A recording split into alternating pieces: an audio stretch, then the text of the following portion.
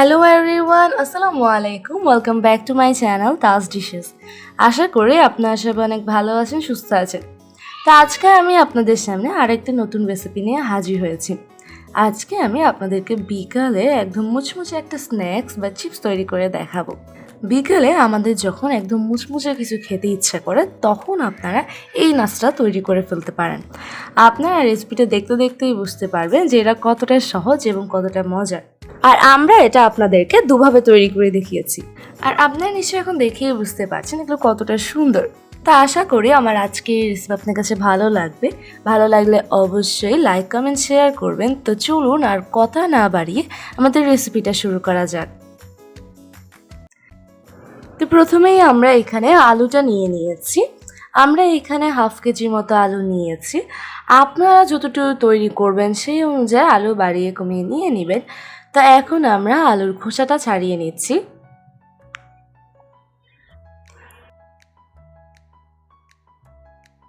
তো আলুটার খোসা ছাড়িয়ে আমরা এটাকে ধুয়ে এখন আমরা এটাকে এরকম করে কেটে নিচ্ছি।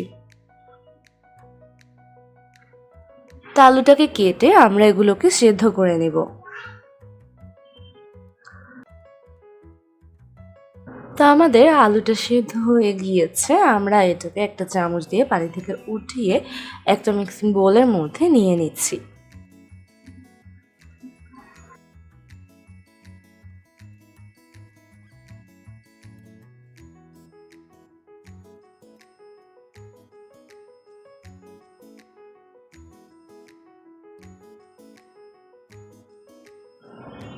তো এখন আমরা এই আলুটাকে একদম ভালোভাবে ম্যাশ করে নিচ্ছি।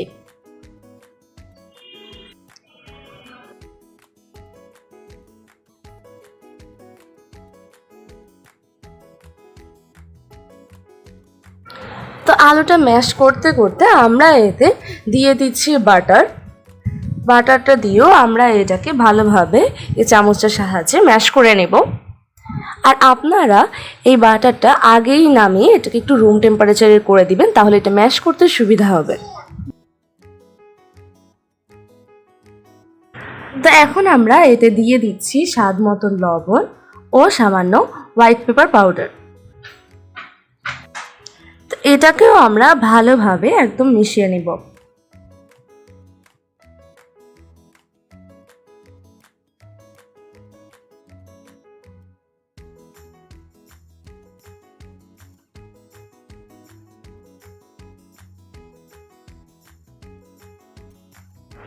তো এখন আমরা এই আলুটাকে একটা স্ট্রেনারে নিয়ে নিচ্ছি। এটাকে আমরা ভালোভাবে এরকম স্প্যাচুলার সাহায্যে প্রেস করে একদম স্ট্রেন করে নিব। আর এরকম করলে আলুর মধ্যে যদি কোনো গোটা থাকে তাহলে সেটাও একইভাবে একদম ভালোভাবে ম্যাশ হয়ে যাবে আর একদম স্মুথ একটা ডো তৈরি হবে।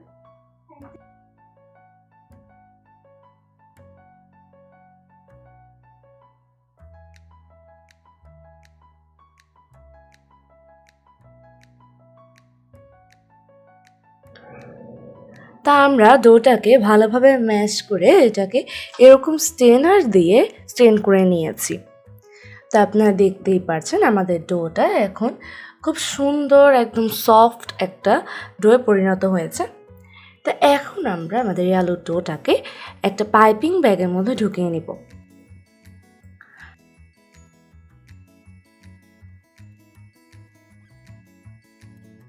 তা আমরা এরকম একটা নোজল ব্যবহার করেছি। আর এদিকে আমরা এখানে একটা ট্রে নিয়েছি, তার মধ্যে আমরা বেকিং পেপার দিয়ে এর মধ্যে বাটার লাগিয়ে নিচ্ছি। এবার আমরা এই পাইপিং ব্যাগের সাহায্যে পটেটো চিপসগুলো তৈরি করব। তো আমরা এগুলো তৈরি করে নিয়েছি। এখন আমরা এর উপর সামান্য সাদা তেল দিয়ে এগুলোকে একটু সাজিয়ে দিব। তো এখন আমরা এগুলোকে 170 ডিগ্রিতে 30 মিনিটসের জন্য বেক করে নিব।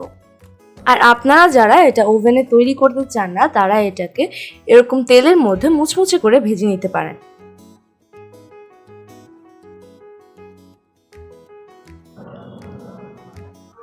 তো আমরা এগুলোকে তেলের মধ্যে দিয়ে দিয়েছি। এবার আমরা এগুলোকে উল্টে পাল্টে ভেজে তারপর উঠিয়ে নিব।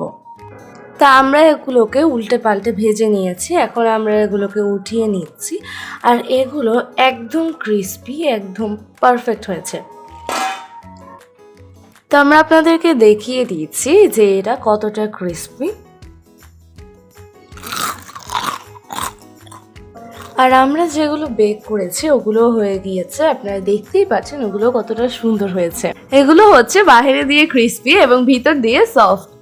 তো এখন আমরা আর একটু ডিফারেন্ট করে আরেকটা তৈরি করব। তো এখন আমরা আমাদের নেক্সট স্টেপে চলে যাচ্ছি।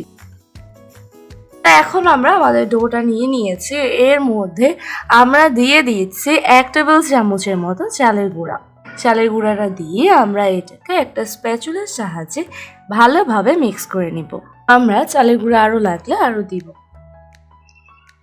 তো আমরা চালের গুঁড়োটা মিক্স করে নিয়েছি, আমরা দিয়ে দিয়েছি আরও 1 টেবিল চামচ চালের গুঁড়া। এটাকেও আমরা ভালোভাবে মিক্স করে নিব।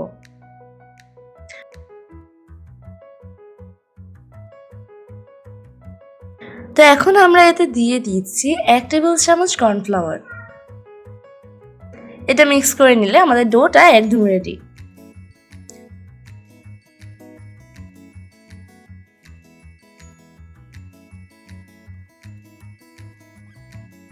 তো আমাদের ডোটা রেডি, আপনারা দেখতেই পারছেন এটা কতটা সফট হয়েছে।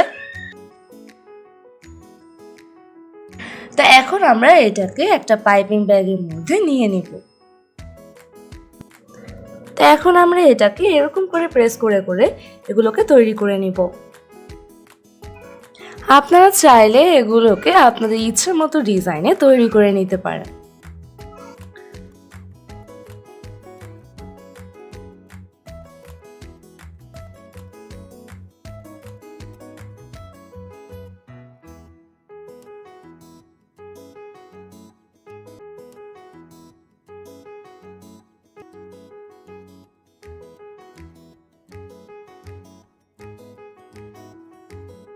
তো আপনারা দেখতেই পাচ্ছেন আমরা কত সুন্দর করে সবগুলো তৈরি করে নিয়েছি, আর এগুলো দেখতে কতটা সুন্দর লাগছে।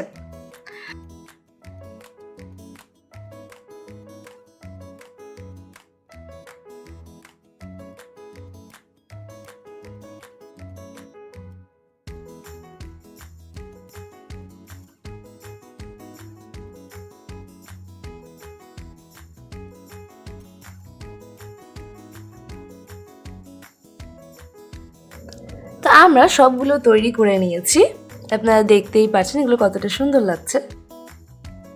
তো এখন আমরা এগুলোকে 170 ডিগ্রিতে 40 মিনিটসের জন্য বেক করব। তো আমরা এগুলোকে বেক করে নিয়েছি, আপনারা দেখতেই পাচ্ছেন এগুলো কতটা সুন্দর হয়েছে